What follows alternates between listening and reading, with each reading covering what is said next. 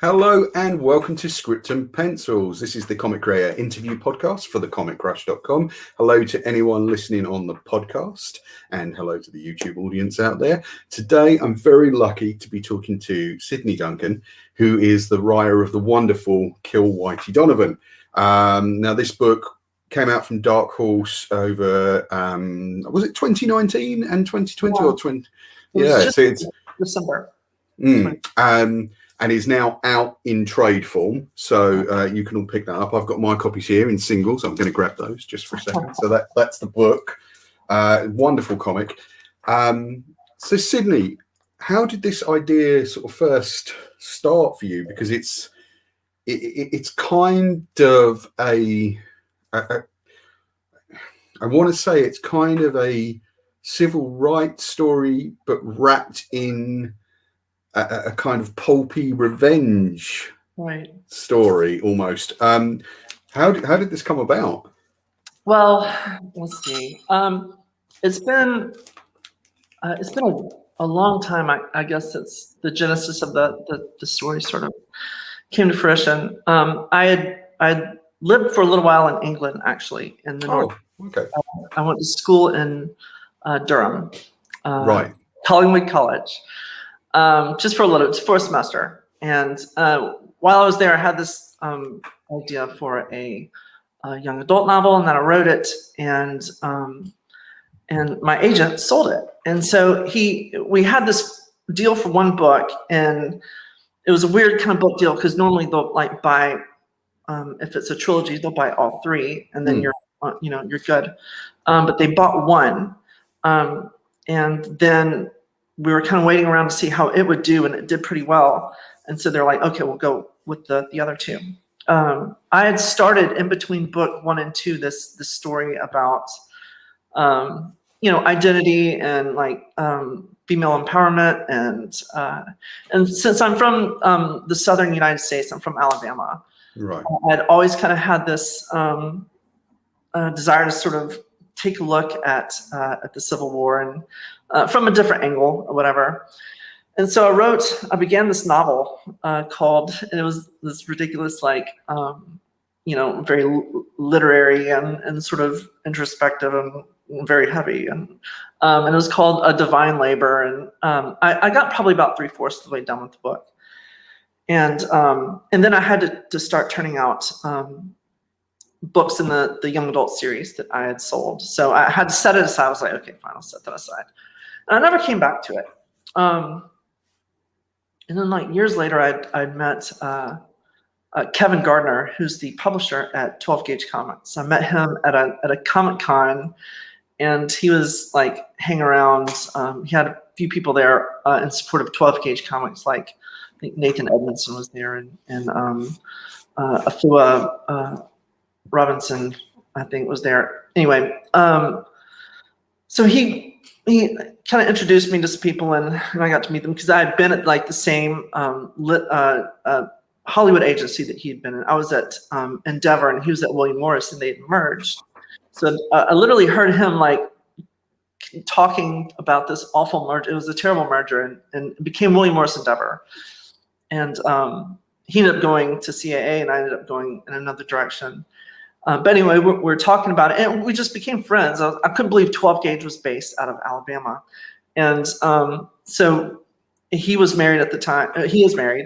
And my partner didn't like comic book movies. And about that time, like Iron Man started to come out, and so we were like, why don't we just go to these movies together and we'll hang out?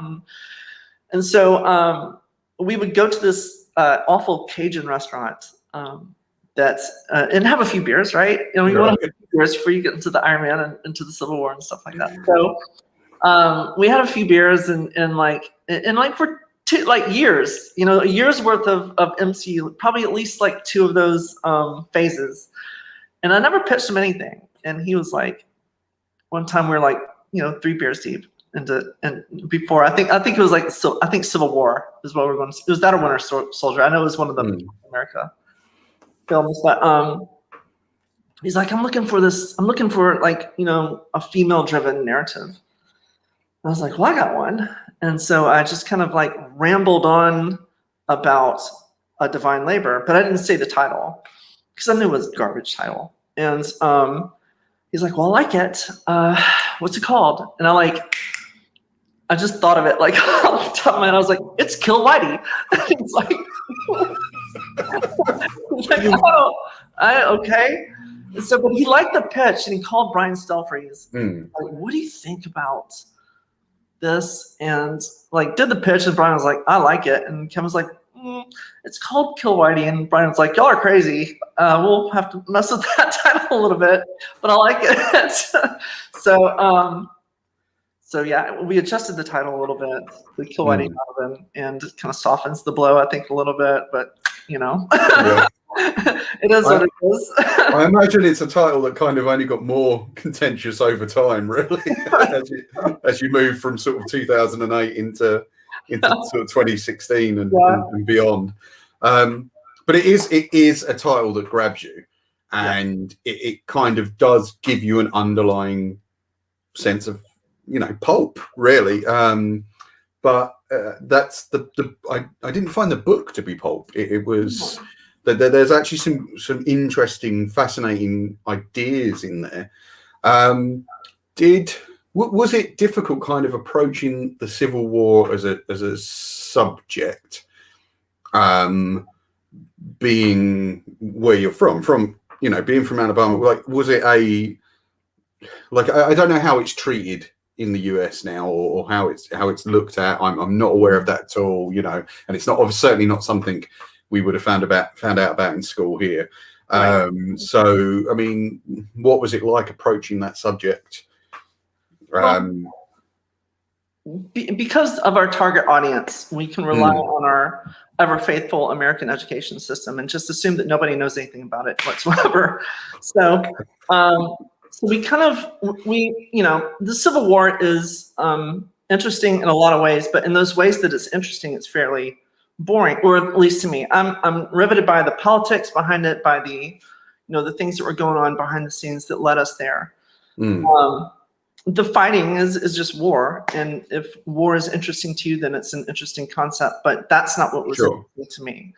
So it is in the South. It is sort of it's ubiquitous. I mean, it's something that is almost everywhere, but sort of beneath the surface a little bit.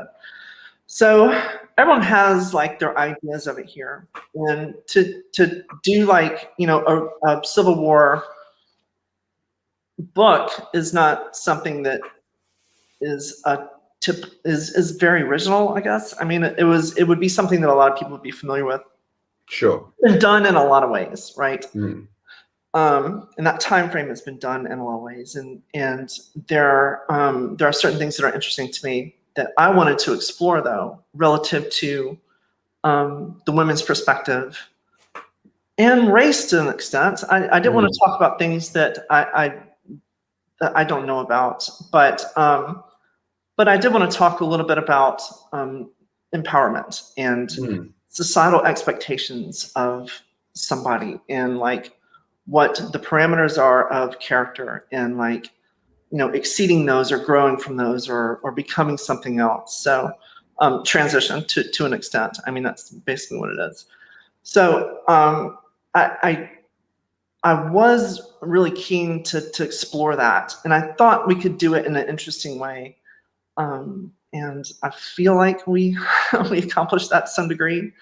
But it's one of those things that you have to be careful about. I mean, there are dynamics to it which are just not for me to talk about, but I think And I think one can expect from perhaps reading a synopsis of the book, or perhaps just leafing through it, that it is going to be very much focused on race, but it actually isn't. It is about empowerment, and it is more about the woman's journey, which I found fascinating. I thought it was wonderfully handled.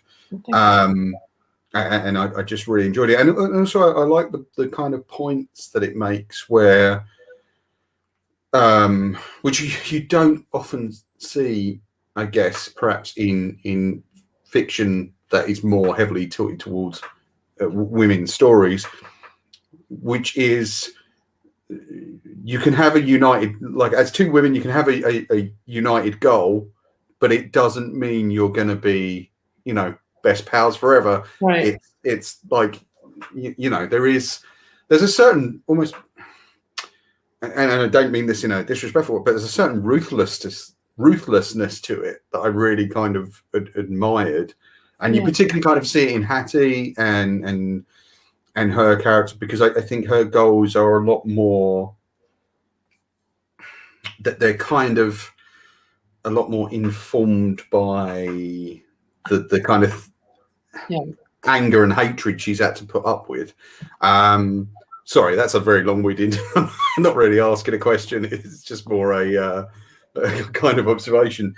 But what you're hitting on is what we're aiming for, a truthfulness to it, and I don't think, given who these two women were, that they would pal up. I think they would. I think these common goals would unite them, and that they would, you know, it would keep them together in a way that was important to finishing the journey. But I don't think it would be realistic for Hattie to ever look at Anna and say, I want to be your friend. And Anna would be from a certain time and space where it would just not be, you know, it probably wouldn't be in her to do that. I mean, I think they would both be coming with very specific prejudices to the union here. And I wanted to be truthful to that. And it would be, you know, it would be a lot of fun and very Hollywood to sort of have them say, you know, we're buds in the end and everything's happy and friends forever. But I just didn't think that was truthful or honest. And I thought it was far more interesting if there was this underlying sort of drama between them that doesn't go away, that doesn't get resolved. And of course, even escaping the environment that they escape at the beginning, the plantation, they still have to play their roles, which in itself is an interesting conceit, because it's like, well, you're free, but you're actually not really free, and you're never actually going to be free as long as this thing exists. And that is fascinating, and especially with Hattie having to come to that realization, because and you really get involved emotionally into how horrible that must be for her. But also, I think you can also see that Annabelle doesn't really want to play that part either. Like she's kind of done with that as well. But realizes, oh no, look, okay, we've got to be more stealthy about this, and this is how we do that. We play this role. And I really, you know, I really enjoyed that element of it, because it is emotionally honest, and you really kind of, you know, you really kind of get gripped by it more. Can I ask how you hooked up with Natalie Barahona, because her art is wonderful. How good is she? She's so good. I know. Her colouring and lighting is just like, she captures the light of the South just beautifully. It's unbelievable. If this is as far as I go in comic books, if my career is just like I got to work with Natalie Barahona, then I feel like I've achieved. Brian Stelfreed brought her to the table. So early on, he was, and Brian was kind enough actually to write a foreword in the trade paperback, and he kind of goes into it. But early on, when Kevin and he were talking about this book, and bought into it pretty quick, I think he instantly thought Natalie would be the right person for this, and her colors, God, she's just so. Yeah, I'm just so impressed. And of course, I think there's I don't know if you know the artist Guy Davis, but there's kind of a quality I see in Guy Davis's work that's sort of also present in this, the energy and the dynamics of it, and just wonderful. That really kind of blew me away. What does she bring to the sort of storytelling process in terms of, did Natalie kind of suggest changes, or how did having her come onto the books change your storytelling, if at all? Well, so this is my first comic book script I've ever written, and coming from prose, it's the hardest thing I've ever done as a writer. Comic books are very hard to write. Yeah, Compared to novels or something else that. Mm. The economy of words is different, as we like to say. You have limited space, you can do limited things. There's a very fine art to it. What Natalie did was make that process just completely easy for me, because the script one, I think you could probably do a comparison. I've never done this, but you could probably compare 1 to 5 and just see the difference in which I'm just like saying, in the first one, I'm probably writing a lot and doing a lot of the what writers do, which is right. Yeah. Once we figured out what she was bringing to the table with elements of the story and expression and character and setting and stuff like that, my scripts got a lot more lean. She was brilliant in being able to convey character, emotion and action and things like that with just her drawings and with color sometimes too. So it was real easy for me to sort of streamline, here's what I need to focus on in the story, here's what I need to do, and here's what I need to do to tell the story, and it was easier for me.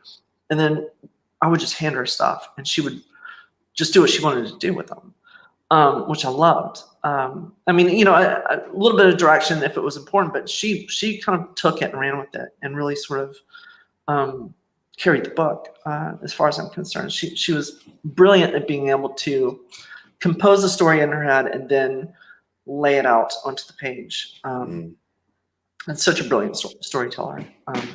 I want her to write because I want to read her books. Fantastic. In terms of the things you can, I mean, we talked there a bit about the things that you can't really take from novels, which is the luxury of time. Into comics, you can't take that in. But is there anything from novels that you can take into comics that helped you in writing it at all? Yeah, I mean, novels. The way I write novels is pretty much a 3 or 5 act structure. It's it's helpful to kind of in the beginning. If you're adapting a novel, you have the whole story out there, so you can kind of pull it apart and see what is episodic about it and put that into a comic book format easier. As far as I'm one of those writers who I've thrown away more words than you'll ever see published. I throw, sure. Thank God too, because I'm capable of writing some crap. But like I am a process person, so I like to get it out. I like to sort of just hammer out words and then get it as much as I possibly can out, and then maybe start condensing it and find what's right for the story and what's necessary to the story. So I think novels, if anything, sort of give you that luxury to do that. So I like to write sometimes a long format version of what I'm going to be doing. And then sort of whittle it away until I get to to something that's presentable as a script. But I'm not sure anything specifically is something that I would bring in, that would only be like found in a novel or relative to writing novels. But the idea that nothing is permanent is maybe helpful. That you can throw stuff away, and what does Stephen King say? Kill your darlings. Yeah. So it's good. Are you kind of? I don't want to give too much away about the ending of the book, but it does leave the story open for further chapters. Yeah. Is that something you're kind of approaching now? Are you interested in doing more with these characters? Can you talk about that? I am very interested in doing more, and I think it is definitely something we will revisit if it hits the screen. Once we get to the point where we're shooting film on the day, they care what I think. When they are shooting film, we will probably start looking at doing a second volume. I have a story, so I've written out a little bit of a. I don't want to do what's expected. So it might be a bit of a surprise to people, the direction that we go, but I mean, nothing too extraordinary. Like no aliens, no. Yeah, sure. No, it's Kill Whitey. and then the vampires turn up. Yeah. Right. So. But that's refreshing to hear, because I guess there's always a temptation to go larger and larger and really get out there. But I kind of always admire the stories where you can kind of keep a level and sometimes go smaller in some cases and things like that. And of course, you mentioned that the film there, which now, am I right in saying the rights were sold before the comic hit? Yeah, so that's excellent. It was almost on top of each other. Right. We Kevin is connected. At the time, he was with CAA, who, and so a lot of his properties at 12 Gauge, he likes to kind of try and get screen deals for a screen adaptation. Sure. Kevin has been like a lifelong comics person. He worked at first of all, he used to own his own comic book store, right? Which I used to shop at. I swear to God, he was at my university, and I did not know the man, and I was going there all the time, just buy these comics, and he's my future editor. Excellent serendipity there. So crazy. But he went from there to Valiant, and then from Valiant to 12 Gauge. And 12 Gauge has worked with Dark Horse and Image, and it's done its own stuff as well. So yeah, he I think knew instantly that this would be something that would be marketable to Hollywood, and put it out there, and it was grabbed pretty quickly by Hideout Pictures, who's sort of a development company. And so they've hired a screenwriter named Sigrid Gilmer, who is one of the writers on a series of Unfortunate Events and Claws, I think. I don't know if y'all have that up there. Sure. But she's turned in a script, so we have a script, and I think they are going to be shopping it to actors and directors here. Fantastic. Presently, so. And also, it's great to see. It would be great to see this type of story on screen with two female leads, and kind of the everything that's inherent with that would be wonderful. Like I'm looking forward to that. Like, was it a goal to kind of yours to kind of have this be made into a movie when you were writing, or is that something you just focus on the piece by and of itself? The only goal I had was I had a bucket list that I wanted to write a comic book. I reading them. I was big into them. Like Marvel, I was a huge X-Men girl. I loved and I'm older, so mid-90s. I was Inferno is about the time I checked out for a little bit because I was going to college. Sure. You remember that Inferno's? Not all the time. I've never really followed the X-Men. I'm almost ashamed to say, and it's something I always find daunting because of the amount of continuity that's gone before. But I know of it. Like I kind of know the high and low points, but I've never really delved in. I'm ashamed to say. Sorry. No, don't be ashamed. I checked out, and I'm like, I don't know if I can check back in. It's funny. I was saying to a friend today, I have a few X-Men trades, and partly it's the having to review things always puts me off, because I'll every now and then I'll pick the trades off the shelf, open them up, and go, that's a lot of speech bubbles, speech balloons, I should say, and I just it goes back on the shelf. Maybe I'll tackle that in a few months. I bought the X-Men versus Avengers cover the other day, and I opened up, and I was like, I thought he was the villain. I thought she was. Yeah.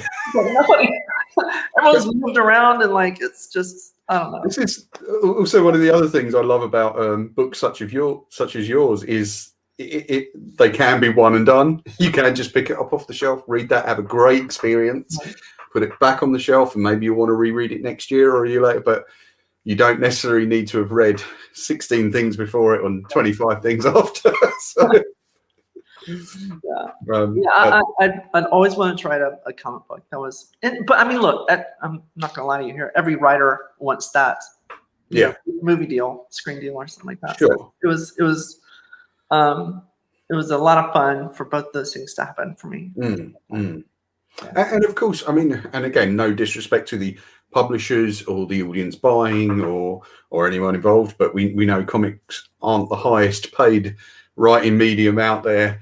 And in fact, I'm pretty sure most people writing for magazines or newspapers probably earn a lot more than comics writers do. So I guess it must be nice from the aspect of, financial remuneration and all that.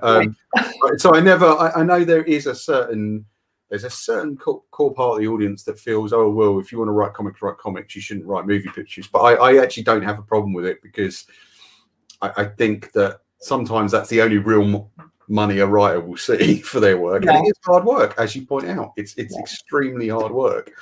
So, and having that experience again in a different way on screen is great. It's great to kind of reinterpret and re-experience those things. So do you have any? Do you have like a dream cast in mind for the movie, or is that something you don't sort of dare get into? We are talking to. We are targeting some people, I should say. I think there has been some stuff that has gone out to a few people, but. Oh, lovely. Oh, I'm glad. I'm glad if I say it, it'll jinx it, and of course. They don't ask me questions about. They don't care what I do. You got your comic book. Your bucket list. So shut up over there. So do you have, moving away from these characters and this storyline, do you have any other comics in mind that you'd like to do, or sort of stories you'd like to tackle? Oh yeah, I mean, I'm talking to several publishers, and Dark Horse again too, and I have 3 pitches out right now. Wonderful. We're trying to figure out what to do with them. I have another. I have a story in an anthology being published by Humanoids coming out. And, fantastic! Yeah, it's called First Degree. A crime anthology. Yeah. So right. It was connected to a crime convention, I think, crime writers convention in Cognac, France, I think. And so it was published as part of that, but it's coming out in hardbook in August. So I worked with JP Mavinga in that one, who's an artist, and he's going to be somebody. I'm so lucky to be able to work with these great artists, but he's going to be fantastic. He put together some brilliant work. So. I don't doubt they feel exactly the same way about your scripts, because as I said, this really kind of crackled for me, and I really loved the writing in it and the dialogue. Fantastic book. So I mean that's out now from Dark Horse. You can pick that up at Gosh Comics here in the UK, or at any other comic stores. If you go to the website, folks, you can. There is a list of sort of comic stores that I recommend. It's worth taking a look at that. All of those guys do mail order if you're not really comfortable with heading out to comic stores just yet. And if not, it can be ordered elsewhere, as I understand. But I mean, Sydney, I really appreciate you coming on and talking about this. As I said, wonderful read. I really enjoyed it. It's. I actually do. I really would like to see more from these characters. Well, thanks, Paul. I really appreciate your invitation. This has been thank you for the kind words about the book too. No, I've really enjoyed it. So thank you for coming on. And please, whatever you're doing next, do consider coming on and talking to us again. Oh, I can't wait. I'd love to. I'm sure the audience wants to hear about what you've got going on. So, guys, thank you very much for watching. If you're listening on the podcast, thank you for taking the time to listen. You can follow us at The Comic Crush on Twitter and Instagram. You can find us on Facebook, The Comic Crush page on there. Catch up with the website, comiccrush.com, every week for comics news and reviews and movie trailers and all that sort of stuff. And do join us here on YouTube for new videos every week. Hit the subscribe button, hit the like button. That all helps us kind of grow. And Sydney, thank you once again. It's been a pleasure. Thank you so much. Thanks. Bye-bye.